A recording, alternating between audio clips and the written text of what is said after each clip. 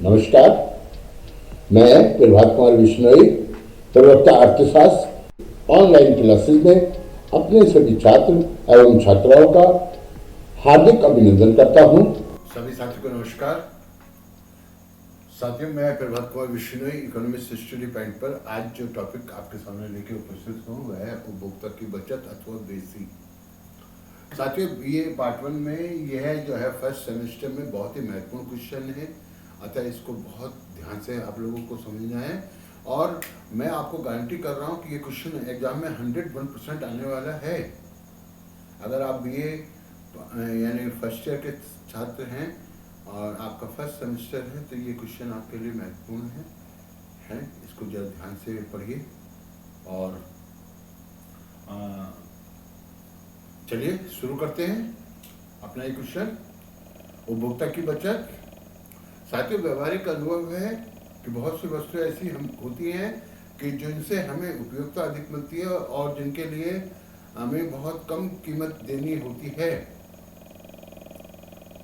ठीक है, यानी उपयोगिता अधिक मिलती है और उसके लिए जो त्याग करने वाला हमारी अनुपयोगिता है वो बहुत कम होती है। सपोज एक छात्र है, वो अपने माता पिता को अपने पास हुए की खुशखबरी देना चाहता है और उसके लिए उसे एक पोस्ट कार्ड की आवश्यकता है। आप जानते हैं कि पहले तो पोस्ट कार्ड चलते थे, आज तो नहीं, आज तो फोन कर दीजिए, हो गया काम। तो उस समय पोस्ट कार्ड की कीमत 15 पैसे थी। मान लीजिए किसी वजह से उस छात्र को नहीं मिल रहा है और वो उसके लिए 1 रुपया देने के लिए तत्पर है, तो उसको जो मूल्य वो देने के लिए तत्पर हो जा रहा है और जो वास्तव में मूल्य उसको देना पड़ रहा है वही पोस्ट कार्ड, मान लीजिए उसका एक मित्र है, कहता है मेरे पास रखा है, 15 पैसे में उसको दे देता है, तो देने के लिए तत्पर था 1 रुपया, लेकिन उसको देना पड़ रहा है केवल 15 पैसे, तो 85 पैसे के बराबर से उपभोक्ता की बचत प्राप्त हो रही है। साथियों, उपभोक्ता की बचत का जो ये विचार है ये उत्पन्न क्यों होता है? सबसे पहली बात, शुरू की जो इकाइयां होती हैं उसमें हमें प्राप्त होने वाली उपयोगिता अधिक होती है। ठीक है, इसलिए क्योंकि हम सीमांत उपयोगिता के बराबर कीमत देते हैं, इसलिए शुरू की सारी इकाइयों पर हमें यानी कि उपभोक्ता की बचत का अनुभव होता है। और दूसरी जो महत्वपूर्ण बात है कि जो कीमत है और उपभोक्ता की जो बचत है उसमें परस्पर विपरीत संबंध होता है। कहना चाहिए कि जब कीमत बढ़ती है तो उपभोक्ता की बचत घट जाती है और जब कीमतें कम होती हैं तो उपभोक्ता की बचत बढ़ जाती है। ठीक है, तो एक महत्वपूर्ण बात ये भी है। साथ ही जो है सीमांत उपयोगिता के बराबर हम कीमत देते हैं। किसी वस्तु की जो कीमत हम देंगे वो सीमांत उपयोगिता के बराबर देते हैं। तकनीकी परिवर्तन, तकनीक जो उन्नति होती है उससे क्या होता है कि वस्तु की कीमतें कम होती हैं और हमें अधिक उपयोगिता, उपभोक्ता की बचत प्राप्त होती है। और भी इसके कारण हो सकते हैं, चलिए आपको बताते हैं। उपभोक्ता की जो बचत है इसका जो सर्वप्रथम विचार है 1844 में ड्यूपिट ने, ये एक अर्थशास्त्री है, इन्होंने इस विचार का प्रतिपादन किया और 1889 में प्रोफेसर मार्शल ने इसकी और अधिक स्पष्ट व्याख्या की है। ठीक है, मार्शल ने क्या कहा है, किसी वस्तु के उपभोग से वंचित रहने की अपेक्षा उपभोक्ता वस्तु के लिए जो मूल्य देने के लिए तत्पर हो जाता है और जो मूल्य से वास्तव में देना पड़ता है उसका अंतर ही संतुष्टि का आर्थिक माप है। इसे ही उपभोक्ता की बचत कहते हैं।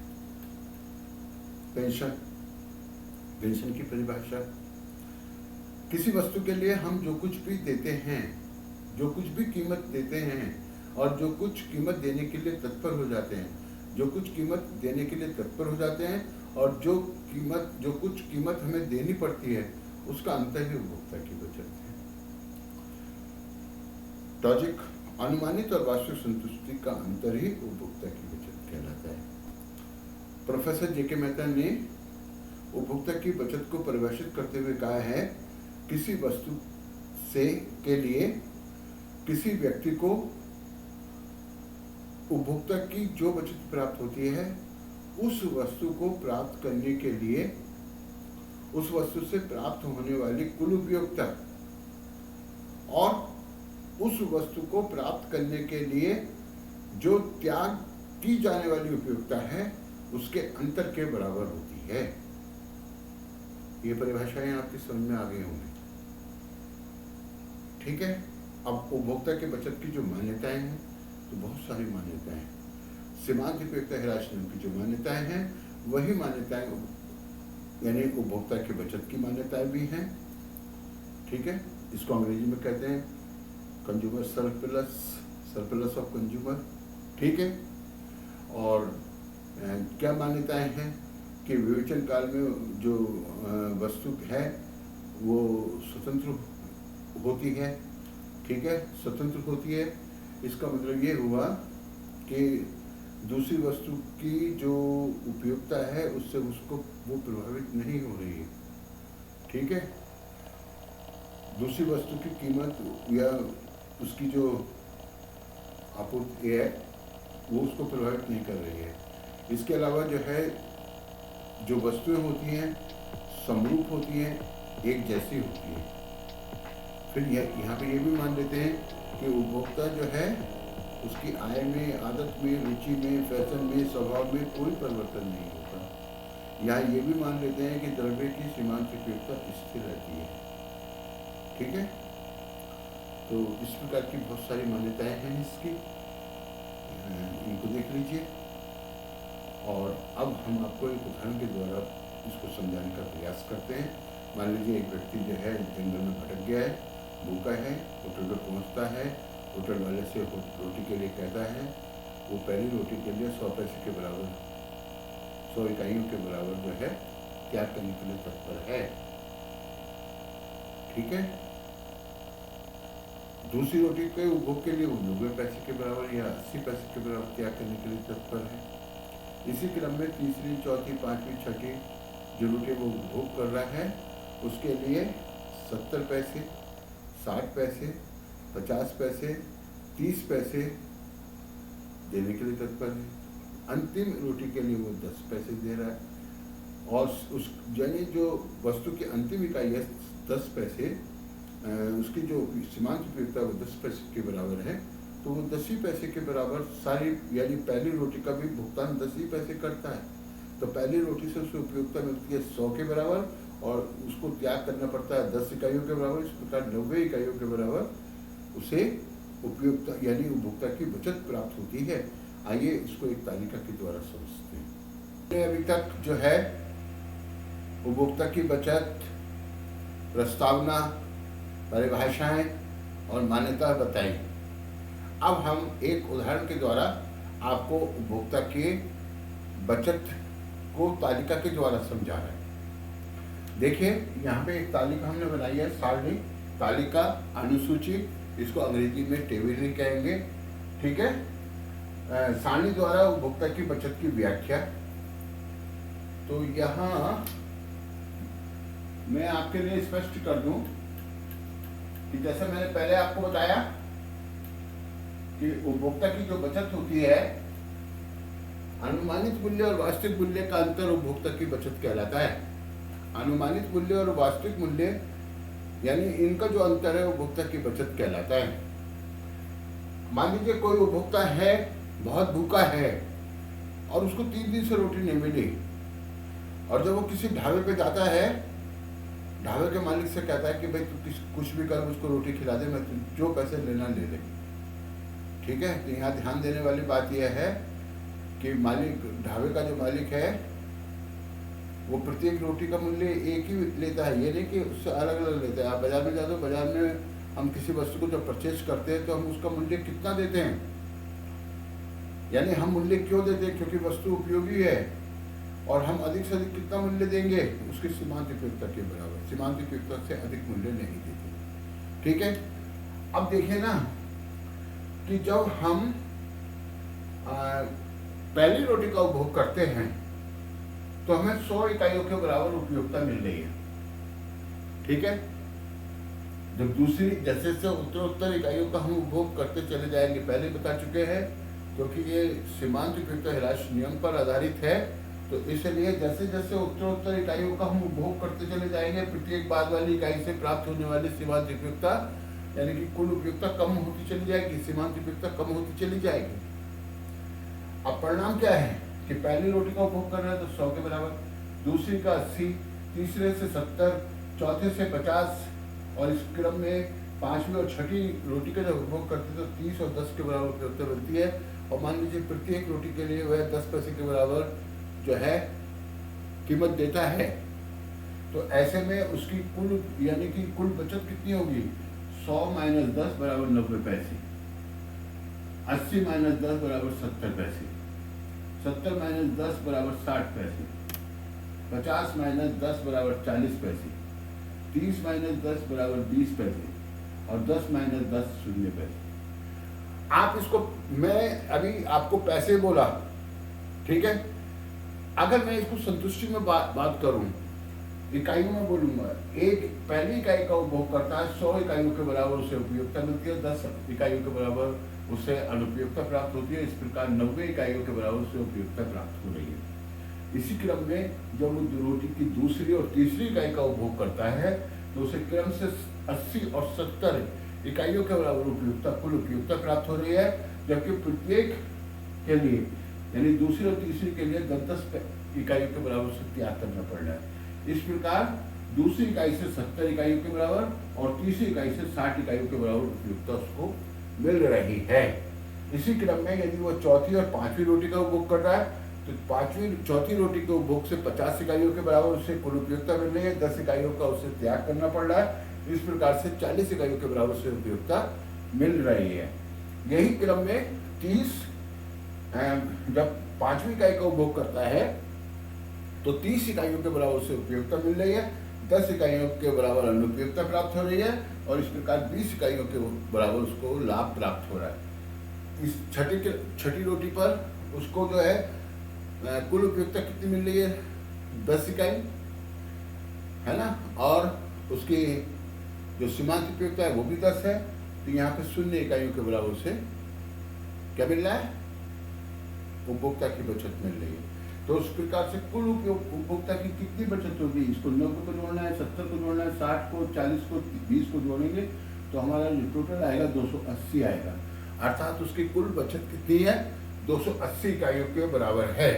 अब इसे ज्ञात करने का एक सूत्र हमारे दिया है मार्शल ने। सूत्र है कि उपभोक्ता की बचत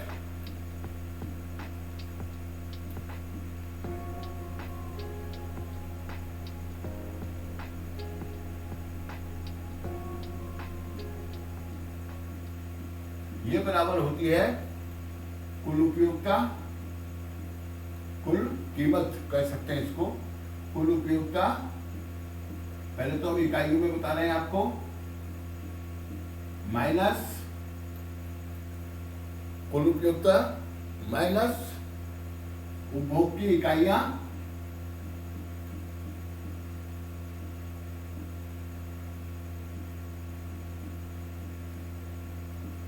गुणा कीमत। ये सूत्र याद कर लीजिए आप। इस सूत्र के द्वारा आप उपभोक्ता की बचत को ज्ञात कर पाएंगे। जैसे कुल उपयोगिता हमारी कितनी है, तो इसका टोटल कर लीजिए, 180, 250, 300, 340, और यहाँ पे ये 60, इस 340 से 60 को घटाएंगे 280 आ जाएगा, तो 340 माइनस उपभोग की इकाइयाँ कितनी है, 6, कीमत कितनी है, 10, अर्थात 60। अब इसको जब घटाएंगे तो क्या आएगा, 280। तो इस प्रकार से उपभोक्ता की बचत ये हमें इस सूत्र से मिल जाएगी। तो आपको ये तालिका समझ में आ गई होगी ढंग के साथ। चलिए अब इसको हम रेखा चित्र की सहायता से समझाने का प्रयास करते हैं। रेखा चित्र की सहायता से हम आपको उपभोक्ता की बचत की व्याख्या समझाते हैं। ये देखिए साथियों, आप भी ऐसी बनाइएगा चित्र। हमारे हाथ से रेखाएं तिरछी हो जाए तो हो जाए, लेकिन आपसे ना हो, ठीक है। यहां ये OX अक्ष है और ये OY अक्ष है, ठीक है। इसको आधार रेखा कहते हैं, इसको कोटि रेखा कहते हैं। ये आधार रेखा है, ये कोटि रेखा है। OX अक्ष, OY अक्ष। इस पर हम रोटी के उपभोग की इकाइयां लिख रहे हैं।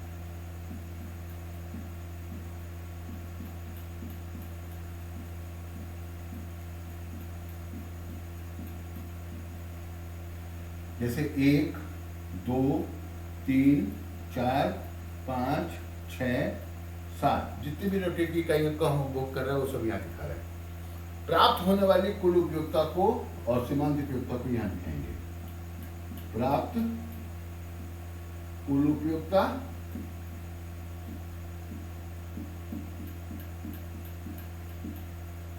ऑब्लिक सीमांत उपयोगिता।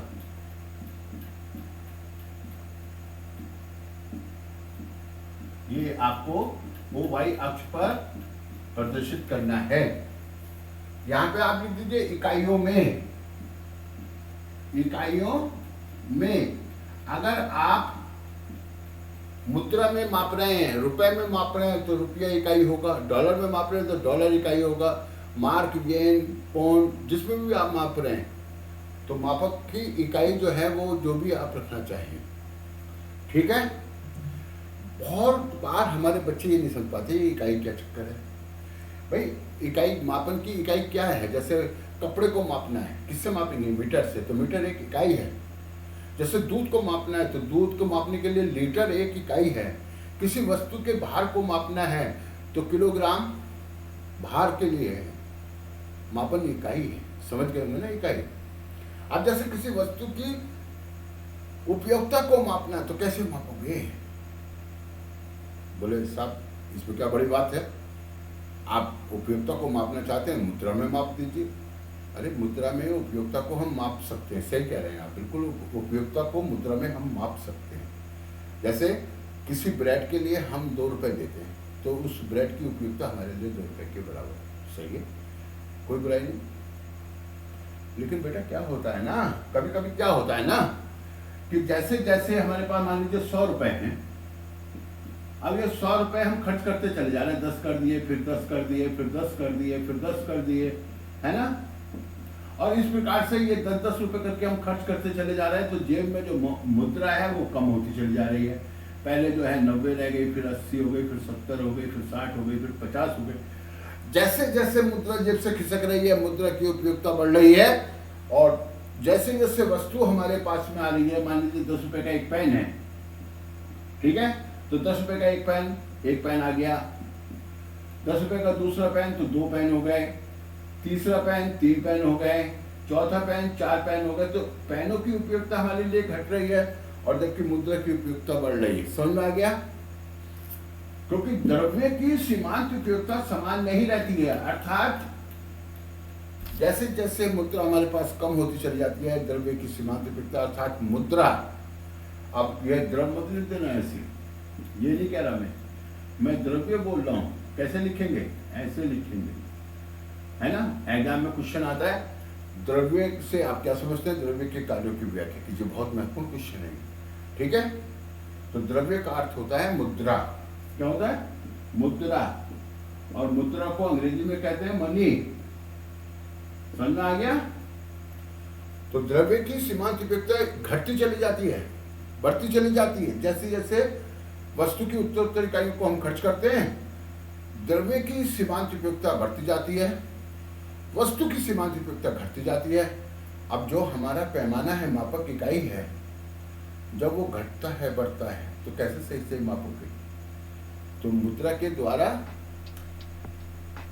हालांकि दृष्टिकोण को सही सही नहीं मापा जा सकता, लेकिन बहुत सारे अर्थशास्त्री हैं जो कहते हैं कि मुद्रा के द्वारा उपयोगिता को मापा जा सकता है। तो यहाँ पे ये भी एक मान्यता है इसकी उपयोगिता के। जैसे कहिए सीमांत उपयोगिता ह्रास नियम की जो मान्यताएं वही यहाँ पे मान्यता है। अब देखिए ना, ये 10 इकाई, 20, 30, 40, 50, 60, 70, 80, 90, 100।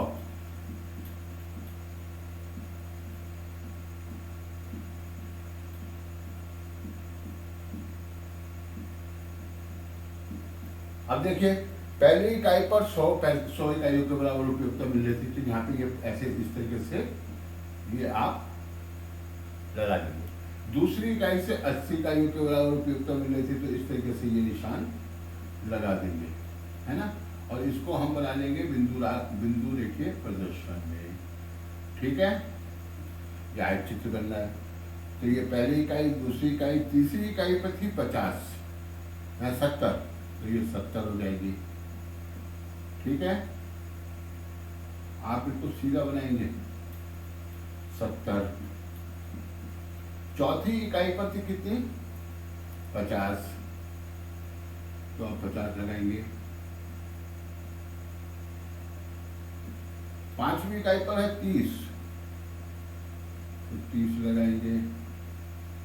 छठी इकाई पर है, चलिए 20 मान लेते हैं, वहां पे 10 लिखा था हमने, यहाँ हम 20 मान लेते हैं, ठीक है। और सातवीं इकाई पर है 10। तो ये जो हमने चित्र बनाया है, ठीक है। अब इसमें प्रत्येक इकाई के बराबर हमें त्याग कितना करना पड़ रहा है? 10 इकाइयों के बराबर। ये तो हो गया सीमांत उपयोगिता।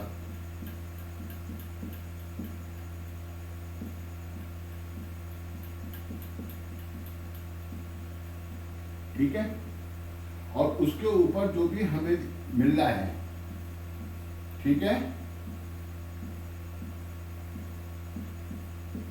ये भरा हुआ भाग जो आपको मैं दिखा रहा हूं, ये है उपभोक्ता की बचत।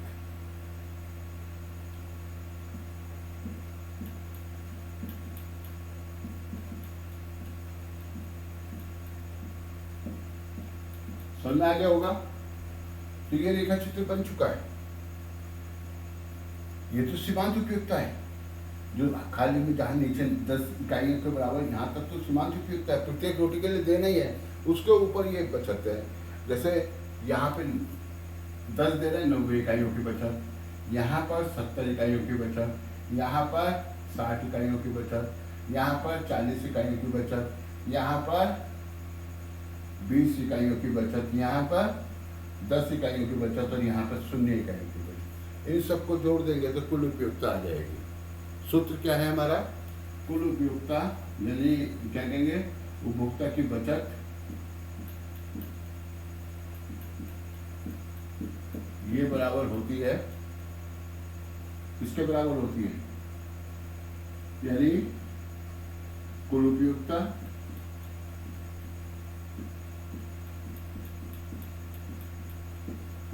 माइनस सीमांत उपयोगिता, इसको ब्रैकेट में लिख दिया, यानी कि क्रय की जाने वाली इकाइयां गुणा कीमत, ठीक है। कुल उपयोगिता कितनी हो जाएगी? 90, 160, 220, 260, 290, ठीक है। लिख लीजिएगा 10, 30, 70, 130, 130, 290 हो गया, माइनस घटाएंगे।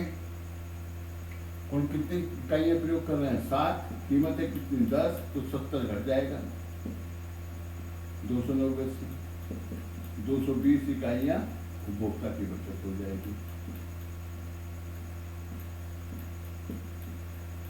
ठीक है। तो हमने आपको परिभाषा बताई, उपभोक्ता की बचत का बताया, ये कुछ महत्वपूर्ण है।